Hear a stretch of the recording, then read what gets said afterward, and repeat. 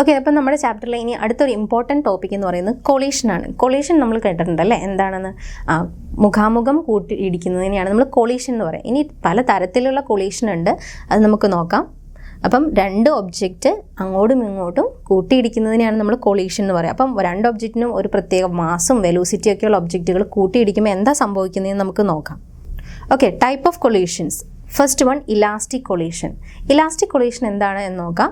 രണ്ട് ഒബ്ജക്റ്റുകൾ having some particular mass and velocity if they are colliding each other after collision എന്ത് സംഭവിക്കും? അവരുടെ മൊമെൻറ്റവും കൈനറ്റിക് എനർജിയും കൺസേർവ്ഡ് ആണെങ്കിൽ നമുക്ക് എന്തെന്ന് പറയാം? It is an elastic collision. Okay, അപ്പോൾ ഇലാസ്റ്റിക് കൊളീഷൻ ഒരു എക്സാമ്പിൾ എന്താണ്? സബറ്റോമിക് പാർട്ടിക്കിൾസിൻ്റെ കൊളീഷനാണ്. റിയൽ ലൈഫ് കൊളീഷൻസ് ഒന്നും ഇലാസ്റ്റിക് അല്ല. എന്താണ്? കൈനറ്റിക് എനർജി മൊമെൻറ്റും കൺസേർവ്ഡ് അല്ല. അപ്പോൾ അങ്ങനെയുള്ള കൺസേർവ്ഡ് അല്ലാത്ത കൊളീഷൻ എന്താണ് പറയുക? ഇൻഇലാസ്റ്റിക് കൊളീഷൻ അല്ലേ? മൊമെൻറ്റം കൺസേർവ്ഡ് ആയിരിക്കും, ബട്ട് കൈനറ്റിക് എനർജി കൺസേർവ്ഡ് ആയിരിക്കില്ല. എന്ത്? രണ്ട് ഒബ്ജക്റ്റുകൾ തമ്മിൽ കൊളൈഡ് ചെയ്തതിന് ശേഷം their momentum will be conserved but kinetic energy will not be. So such kind of collisions are called inelastic collision. അപ്പോൾ അതിൻ്റെ എക്സാമ്പിൾ നമ്മുടെ റിയൽ ലൈഫിൽ കാണുന്ന മിക്കവാറും എല്ലാ കൊളീഷൻസും. ഓക്കെ, അപ്പോൾ നമുക്ക് ഈ ഇലാസ്റ്റിക് കൊളീഷൻ എങ്ങനെയാണെന്ന് നമുക്കൊന്ന് നോക്കിയാലോ. ഇലാസ്റ്റിക് കൊളീഷനിൽ എങ്ങനെയാണ് മൊമെൻറ്റവും വെലോസിറ്റി ഒക്കെ കൺസേർവ്ഡ് ആവണമെന്ന്. അപ്പോൾ അതിന് വേണ്ടിയിട്ട് നമുക്കിവിടെ രണ്ട് ഒബ്ജക്ട്സിനെ കൺസിഡർ ചെയ്യാം, object A and object B.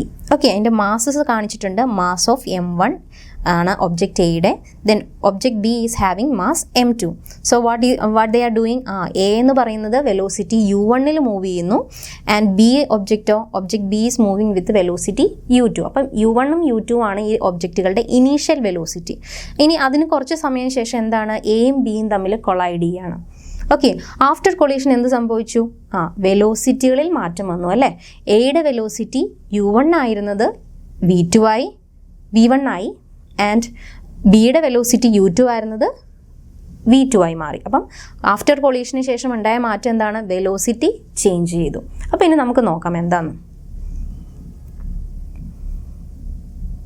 Okay, അപ്പം ഇലാസ്റ്റിക് കൊളീഷൻ എന്ന് പറഞ്ഞാൽ എന്താണെന്ന് നമ്മൾ ആദ്യം കണ്ടു അല്ലേ?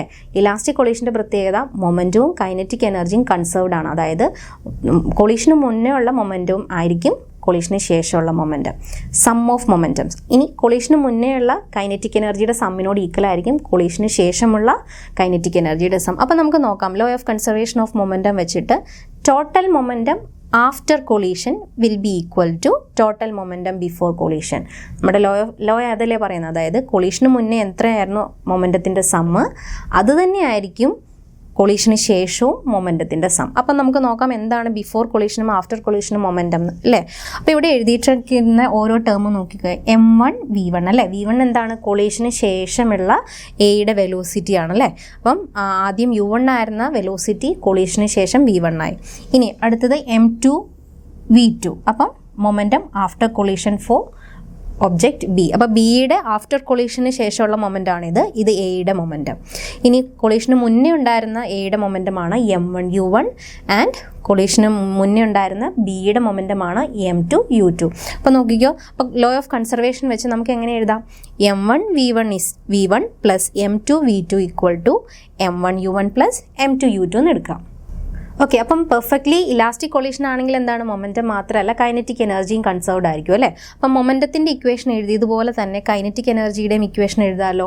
ഓരോ ഒബ്ജക്റ്റിൻ്റെയും എയുടെ kinetic energy after collision plus ബിയുടെ kinetic energy after collision equal to kinetic energy of A before collision plus kinetic energy of B before collision.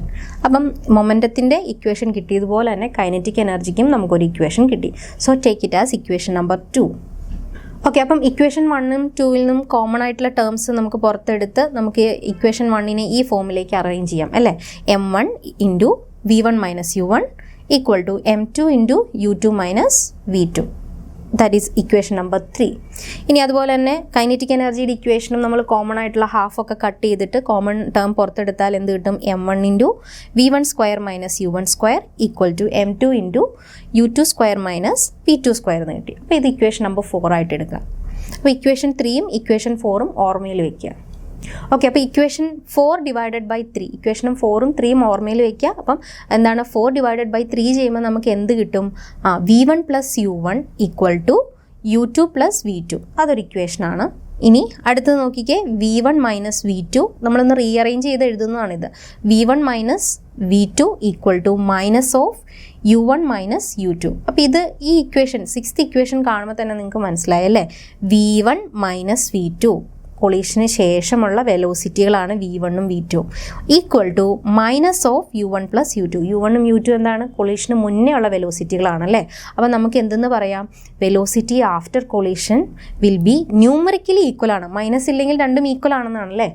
Okay, അപ്പോൾ ആ ഇക്വേഷനിൽ നമുക്ക് എന്ത് എഴുതാം, നമുക്ക് കിട്ടിയ ഇക്വേഷനിൽ നിന്ന് V2 എന്താണെന്ന് എഴുതാം അല്ലേ, V2 equal to V1 plus U1 minus U2. Okay, അപ്പോൾ ഈ വാല്യൂ നമ്മൾ എവിടെയാണ്, നമ്മുടെ ആദ്യത്തെ ഇക്വേഷൻ നമ്പർ 3യിൽ നമുക്കൊരു മൊമെൻറ്റത്തിൻ്റെ ഇക്വേഷൻ കിട്ടിയായിരുന്നു അല്ലേ. ആ ഇക്വേഷൻ നമ്പർ 3യിൽ V2ന് പകരം നമുക്ക് ഈ value V1 plus U1 minus U2 എന്നുള്ള വാല്യൂ ഇട്ട് കൊടുത്തു കഴിഞ്ഞാൽ നമുക്ക് എന്ത് കിട്ടും, നമ്മൾ M2നെ അകത്തേക്ക് മൾട്ടിപ്ലൈ ചെയ്തപ്പോൾ നമുക്ക് എന്ത് കിട്ടി, M2 U2 minus M2 V1 minus M2 U1 plus M2 U2. അപ്പോൾ രണ്ട് M2 U2 ഉണ്ടല്ലേ, M2 U2 രണ്ടെണ്ണം ഉണ്ട്. അതുകൊണ്ട് നമുക്ക് എന്തെന്ന് എഴുതാം, 2M2 U2 എന്ന് എഴുതാം.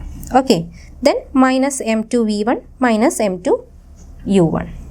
ഓക്കെ, അപ്പം നമ്മൾ അടുത്ത് എന്ത് ചെയ്തു, V1 വെലോസിറ്റി V1നെ മാത്രം ഒരു സൈഡിലേക്കും ഇനീഷ്യൽ വെലോസിറ്റികളെ അപ്പുറത്തെ സൈഡിലേക്ക് മാറ്റാം. അപ്പം അങ്ങനെ വന്നപ്പം M1 V1 plus M2 V1 equal to 2M2 U2 plus M1 U1 minus M2 U1. അപ്പം ഇനീഷ്യൽ വെലോസിറ്റികളെല്ലാം ഒരു സൈഡിലും ഫൈനൽ വെലോസിറ്റി എല്ലാം ഒരു സൈഡിലുമായിട്ട് അറേഞ്ച് ചെയ്തു. ഇനി എന്താണ് ഇതിൻ്റെ അത് കോമൺ ആയിട്ട്, ഈ ഇക്വേഷനിൽ M1 പ്ലസ് V1 കോമൺ ആണല്ലേ. അപ്പോൾ V1നെ പുറത്തോട്ട് എടുക്കാം, M1 plus M2 into V1 എന്ന് വരും. ഇനി ഇവിടെ നോക്കിയാലോ, M1 minus M2, U1 common ആയിട്ടുള്ള രണ്ട് ടേം ഉണ്ട്. അപ്പം U1 പുറത്തെടുക്കുമ്പം M1 minus M2 into U1 plus പിന്നെ നമ്മുടെ first term 2M2 U2. Okay, ഇനി അതിനുശേഷം നമുക്ക് V1 എത്രയാണ് ആഫ്റ്റർ കൊളീഷന് ശേഷമുള്ള എയുടെ വെലോസിറ്റി എത്രയാണ്, V1 ഈക്വൽ ടു എന്തെന്ന് എഴുതാം, M1 minus M2 U1 plus 2M2 U2 divided by, അതായത് ഈ V1ൻ്റെ കൂടെ കിടന്ന ടേം അപ്പുറത്ത് ചെല്ലുമ്പോൾ ബൈ ആയി മാറി. അപ്പം velocity after collision of object എയുടെ വെലോസിറ്റിയുടെ ഇക്വേഷൻ കിട്ടി. So this is V1. അപ്പം അതുപോലെ തന്നെ നമുക്ക് velocity of the second object after കൊളീഷനും കണ്ടുപിടിക്കാം. Velocity of B after collision M2 minus M1 U2 plus 2M1 U1 divided by M1 plus M2. Okay, അപ്പോൾ ഇനി നമ്മളുടെ കുറച്ച് സ്പെഷ്യൽ കേസ്, നമ്മൾ ഈ ഇതേ കാര്യം വെച്ച് തന്നെ നമുക്ക് കുറച്ച് സ്പെഷ്യൽ കേസ്, ഇതിന് എന്തെങ്കിലുമൊക്കെ മാറ്റങ്ങളുള്ള ഒരു ഫസ്റ്റ് കേസ് നമ്മൾ നോക്കുകയാണ്. അതായത് കൊളൈഡ് ചെയ്യുന്ന രണ്ട് ഒബ്ജക്റ്റുകൾക്കും സപ്പോസ് മാസ് സെയിം ആണെങ്കിൽ, അതായത് സെയിം മാസ്സുള്ള രണ്ട് ഒബ്ജക്റ്റുകളാണ് കൊളൈഡ് ചെയ്യുന്നതെങ്കിൽ നമ്മൾ ഈ കണ്ടുപിടിച്ച ഇക്വേഷനുകളൊക്കെ എങ്ങനെ മാറുമെന്ന് നമുക്ക് നോക്കാം. ഓക്കെ, അപ്പം ഫസ്റ്റ് കേസ് നമുക്ക് നോക്കാം. രണ്ടിൻ്റെയും മാസ് ഒന്ന് തന്നെയാണെങ്കിൽ എന്ത് സംഭവിക്കും, നമുക്ക് M1 M2നെ നമുക്കൊരു കോമൺ ടേം ആയിട്ട് M ആയിട്ട് ഡിനോട്ട് ചെയ്യാം അല്ലേ. അപ്പോൾ നമ്മൾ ആദ്യം velocity after collision of first ഒബ്ജക്റ്റിന് ഒരു ഇക്വേഷൻ കിട്ടിയില്ലായിരുന്നോ, ആ ഇക്വേഷനിൽ നമുക്ക് M1നും M2നും പകരം ഈ M സബ്സ്റ്റിറ്റ്യൂട്ട് ചെയ്ത് നോക്കാം. അപ്പോൾ M minus M into U1 plus 2M U2 divided by M plus M എന്ന് കിട്ടും അല്ലേ. അപ്പോൾ ഈ M മൈനസ് M ഈ ഫസ്റ്റ് ടേം എന്താവും, 0 ആയി പോകും. പിന്നെ ബാക്കിയുള്ള എന്താണ്, 2M U2 divided by 2M കിട്ടും. അപ്പോൾ 2M ക്യാൻസൽ ആകുമ്പം നമുക്ക് velocity after collision of object A എന്താണ്, U2 ആയിരിക്കും. സിമിലർലി നമുക്ക് കിട്ടിയിട്ടുണ്ട് ഈ ഇക്വേഷനിൽ തന്നെ M1നും M2നും പകരം നമ്മൾ M ഇട്ടാൽ എന്ത് കിട്ടും, സെക്കൻഡ് ഒബ്ജക്റ്റിൻ്റെ വെലോസിറ്റി U1നോട് ഈക്വൽ ആയിട്ട് നമുക്ക് കിട്ടും. ഓക്കെ, അപ്പോൾ ഇവിടെ നമുക്ക് നോക്കിക്കേ, V1 equal to U2, V2 equal to U1. അപ്പം നോക്കുമ്പോൾ തന്നെ മനസ്സിലാവും അല്ലേ, കൊളീഷന് ശേഷം രണ്ട് ഒബ്ജക്റ്റിനും സെയിം മാസ് ആണെങ്കിൽ കൊളീഷന് ശേഷം എന്ത് സംഭവിച്ചു, രണ്ടുപേരും വെലോസിറ്റികൾ ഇൻ്റർചേഞ്ച് ചെയ്തു അല്ലേ. V1 അതായത് U2 ആയിരുന്നു മറ്റേതിൻ്റെ, അപ്പം കൊളീഷന് ശേഷം ആദ്യത്തെ ഒബ്ജക്റ്റ് എയുടെ എന്തായി, U2 ആയി. ഇനി ബിയുടേത് U2 ആയിരുന്നു വെലോസിറ്റി, പക്ഷേ കൊളീഷന് ശേഷം U1 ആയി. അപ്പം വെലോസിറ്റികൾ തമ്മിൽ ഇൻ്റർചേഞ്ച് ചെയ്യും. എന്താണ്, if their masses are equal. അപ്പോൾ അടുത്ത കേസ് നോക്കാം. സെയിം M1ഉം M2ഉം സെയിം അല്ല, they are not equal and at the same time second object is at rest. അതുകൊണ്ടാണ് U2 ഈക്വൽ ടു 0 എന്ന് കാണിച്ചിരിക്കുന്നത്. അപ്പോൾ നമ്മുടെ ആ ഇക്വേഷനിൽ തരുന്ന മാറ്റം എന്താണ്, V1 equal to M1 minus M2 U1 divided by M1 plus M2 എന്ന് വരും ആ ഇക്വേഷനിൽ സബ്സ്റ്റിറ്റ്യൂട്ട് ചെയ്യുമ്പം. ഇനി അതേസമയം V2ന് നമുക്കൊരു ഇക്വേഷൻ കിട്ടിയായിരുന്നു അല്ലേ, അതിലെന്ത് മാറ്റം വരും, V2 എന്ന് പറയുന്നത് 2m1 u1 divided by m1 plus m2. Substitute ചെയ്താൽ മതി. u2 ഈക്വൽ ടു 0 എന്നുള്ളത് നമുക്ക് മുന്നേ കിട്ടിയ ഇക്വേഷനിൽ സബ്സ്റ്റിറ്റ്യൂട്ട് ചെയ്യുമ്പോഴാണ് നമുക്ക് v1ഉം v2ഉം ഈ രണ്ട് ഇക്വേഷനായിട്ട് കിട്ടുക. ഓക്കെ, വേറൊരു ടേം നമ്മൾ പറയാൻ പോവാണ് കോഎഫിഷ്യൻ്റ് ഓഫ് റെസ്റ്റിറ്റ്യൂഷൻ. ഈ കോഎഫിഷ്യൻ്റ് ഓഫ് റെസ്റ്റിറ്റ്യൂഷനെയാണ് നമ്മൾ സ്മോൾ ലെറ്റർ ഇ കൊണ്ട് ഡിനോട്ട് ചെയ്യുക. അത് എന്താണെന്ന് നോക്കിയാൽ v2 minus v1 divided by u2 minus u1. അതായത് ബിഫോർ കൊളീഷനും ആഫ്റ്റർ കൊളീഷനും മുന്നേ ഉള്ള റിലേറ്റീവ് വെലോസിറ്റികളുടെ റേഷ്യോ ആണ് എന്ത് കോഎഫിഷ്യൻ്റ് ഓഫ് റെസ്റ്റിറ്റ്യൂഷൻ. എന്തിനാണ് കോഎഫിഷ്യൻ്റ് ഓഫ് റെസ്റ്റിറ്റ്യൂഷൻ ഡിഫൈൻ ചെയ്യുന്നത്? In order to say the nature of collision. അപ്പോൾ ഈ ഇയുടെ വാല്യൂ കാണുമ്പോൾ തന്നെ നമുക്ക് ആ കൊളീഷൻ എങ്ങനെയുള്ള കൊളീഷൻ ആണെന്ന് പ്രെഡിക്റ്റ് ചെയ്യാൻ പറ്റും. ഫോർ എക്സാമ്പിൾ, ഇഫ് ഇയുടെ വാല്യൂ 1 ആണെങ്കിൽ എന്താണ്? കൊളീഷൻ പെർഫെക്റ്റ്ലി ഇലാസ്റ്റിക് ആണ്, ഇലാസ്റ്റിക് കൊളീഷൻ ആണെന്ന് നമുക്ക് പറയാം. ഇനി ഇയുടെ വാല്യൂ 0 ആണെങ്കിലോ the collision will B perfectly inelastic. ഇനി സാധാരണ നോർമൽ കൊളീഷൻസിൻ്റെ എല്ലാം ഇയുടെ value it will be lying between 0 and 1. So the next topic is collision in 2 dimension.